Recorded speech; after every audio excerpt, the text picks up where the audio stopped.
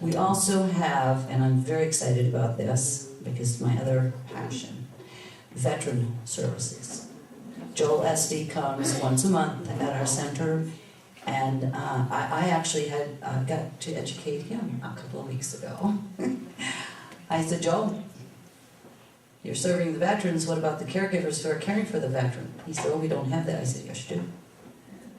The federal government just sanctioned that whole program. It's across the United States. They have just opened up in April, opened up offices for people who are caregivers of veterans and put money. So this is good. Anyone out here who cares for a veteran, they now have money to pay the caregiver. And it's almost, I think rounded up, it'd be like $12,000 a year, which is not much, but our federal government did that. That's pretty good in this recession and everything else that's going on.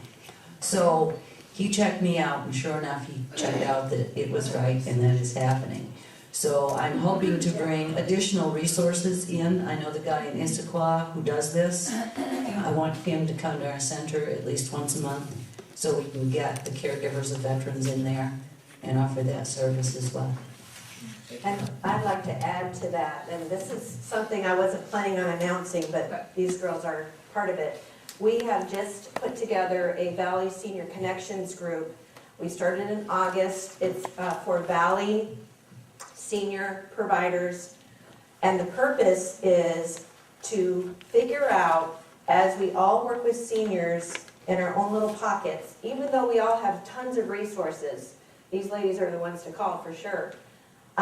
We also, our assisted living, our transitional center, our hospital district, our adult family homes, all of these folks, Eastside Friends for Seniors, our home care agency called Special Care Agency, all of these are senior services, have specific services in the Snoqualmie Valley, and we talk to each other. But not everybody knows that we talk to each other. And so what we're doing is we're being very purposeful, because we know pastors and other individuals in our organization, in organizations around our community, are hearing the question, what do I do if? Who knows X, Y, Z? And you're kind of going, oh gosh, I really want to help this person. Who do I call? So one of the things we're really doing is sharing a lot of resources and learning and really becoming very purposeful and fairly demanding. If someone says, we come out and serve the Snoqualmie Valley with our services, and I really am being very, very demanding and saying, show me, prove it. I want to hear about it. I want to hear testimonies. Do not tell me that you come to the Snoqualmie Valley and then I find out that people are calling for your help and you don't come to Snoqualmie Valley.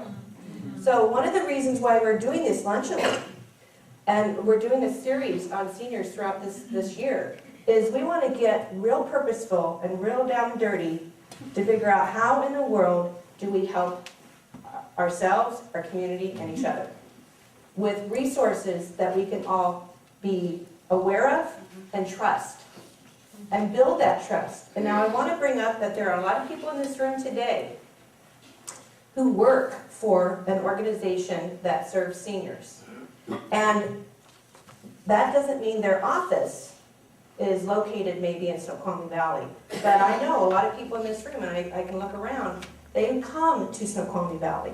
And we're meeting them, and we're learning who they are, and we're going to be inviting them to this Valley Senior Connections group, and we're going to interview them. We're going to put them through the ringer, and we're going to say, these are the needs that we have. These are the resources that we have. These are the people who are working with our seniors. We're building trust. It's not going to be, well, go over to the Mount Si Senior Center and talk to the director. It's going to be BJ, Amara, Claire, Kate, Lorianne, Fiorella. These are the first names of the people who are helping our seniors and our community. We don't need to call it that. When we start talking about the person by first name, they realize, oh, well, so you know her. You know her name? Yeah. We actually meet together. We talk together. We know what each other offers. We share referrals. We refer to others. And so this is what this is all about, and I'm so excited that we have so many different kinds of faces and organizations in this room today. And so my question is, how can the organizations that showed up today, that have a concern and a desire to connect with our community, connect with the senior centers? That's the question. I'd like to know how many people are here from the local media, the two papers that are published once a week here to take those to and you're gonna write an article about the meeting here. Is there anybody from the newspaper here today? I know we had people coming from the newspaper. Well, we'll put it on Facebook. Gee, that was. Just so you know too, they've written articles for two Lunch and Learns in a row, and we have had articles in the newspaper, but you're right.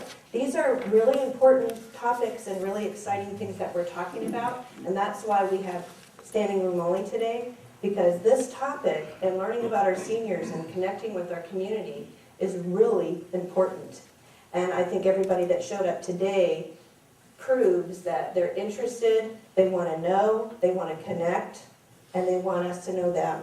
So it's not about how can we connect, how can you connect with us, we want to connect with you. So again, my question is, how do you see organizations connecting with you? What's the best way for them to do that so you can learn about them? Well, it's funny because I have my little notes that I want to make sure I mentioned, and partnerships was one of the things I was like, oh, I still need to talk about that. So we rely heavily on partnerships to deliver a lot of our services. Most of the programs that we offer are actually taught by community members or other organizations. Council member Lambert is here, and I want to acknowledge the partnership that the King County plays in funding us. They've continued to fund the rural senior centers even through some of these really tough funding seasons, so we're deeply grateful for that partnership. The Snoqualmie Valley Hospital has continued to provide the nurses and be great partners in lots of ways. We work with organizations who want to sponsor events at our senior center. We have 1 or 2 fundraising events at least a month, and actively seek sponsorships for those events to underwrite the cost of them, so people's attendance at those events goes directly to supporting the activities and services. We partner with Eastside Friends of Seniors with Claire Petersky, trying to support seniors remain in their home and do home-oriented chores and errands. So we are continually looking for groups who want to reach out to seniors and touch their lives. We've partnered with churches before who want to come in and do stuff. We've partnered with preschools. So we're very actively looking for organizations and people who want to connect with seniors. We are a little bit cautious and protective of folks. We talk about the senior center isn't a marketplace, so there is a little bit of a fine line there of wanting to help our partners expose their services to the seniors who attend, but also not wanting seniors to feel like if they come to the senior center, it's just going to be a barrage of marketing and advertising. So we walk a fine line there, but the reality is the support that our financial partners and sponsors offer makes a huge difference for us. And those are some of the ways. Ditto. And I really wish that I brought a ball of yarn, because I'll connect us. I would throw the yarn, let's say, to you, and you have to tell me what skills do you have, or a talent or passion that you have. Tell me. You do something. Where do you work? No, I finally retired about 2.5 years. And what did you do before you retired? I worked for a federal agency for 12 years. Okay. And others many years before. And a federal agent. I worked for the U.S. Census Bureau in the regional office in Seattle. Perfect, perfect. I need you to go on the internet, and I need the demographics for the seniors in the valley. Could you volunteer your time to come in and do that? And then what I'm going to do with that information is I'm going to write a grant, because I need money to do something. And if I can put that in my grant information, I'm further ahead of the game, because I can say we are serving X number of seniors. The population looks like it will be this in the year 2015. Give me the money, honey, so I can do the program. You, sir, what do you do? Financial advisor. Financial advisor. Did I not just talk about a program that was on the internet? Are you available to come in Friday afternoon from 3 to 4 and teach this class if I give you all the documents that you need to do it? Thank you, sir. You just volunteered from outside Senior Center. And what do you do, ma'am? I'm a project coordinator. Project coordinator. Big projects, architectural projects? Yeah, more architectural, financial, we're all grants and public sector. Good, good. Do you do like a comprehensive needs assessment in that process as well? We would, my organization would contract with that. Lovely. We need that done because I need to know how old that roof is. And I would hope that your company would volunteer to send somebody over to tell me that. So when I go to the board 3 years from now and say, I need $150,000 to put a new roof on this building, you just connected with the senior center. You get my point? I would have thrown a ball of yarn at each of you in this room, and when we got done, we would have had the biggest spider web you've ever seen. And what do spiders do in webs? They live. That's their village. That's where they eat, that's where they sleep, that's where they reproduce. We're all a village. Or now I'm going to call us We're All a Web. Thank you.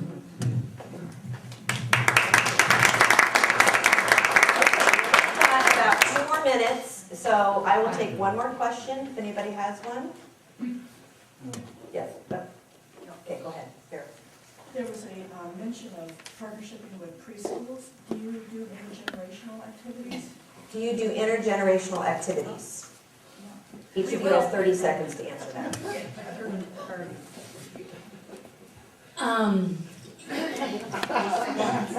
Yes, we do.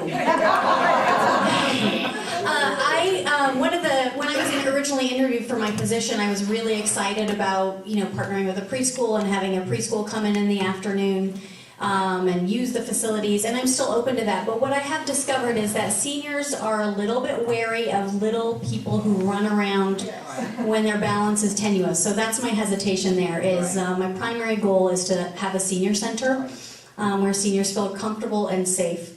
So with that, yes, we do a lot of intergenerational stuff on weekends and events, and we've had preschools come in and sing and make cookies, little things like that. I'd love to have, we've had in the past like a reading buddy program at the elementary school. There are some seniors for whom that is just what they want, and there are some seniors who are really happy to have their grandkids and then would like to come to the senior center for some adult companionship. So that's teenagers can be the same thing. Some seniors really love them, and it's just that right buddy fit, and some is not as good of a fit. But if you have a specific thing, I'd love to talk to you later about what that might be. And BJ, did you? Sure, do that? yes. Go ahead with that. Oh, sorry. I'm second oldest of 6, and I never need a microphone, but But we have a videotape. yes, thank you. We do have children that come in sporadically, periodically, especially during the holidays. I think parents get bored, what can I do with Charlie for 2 hours?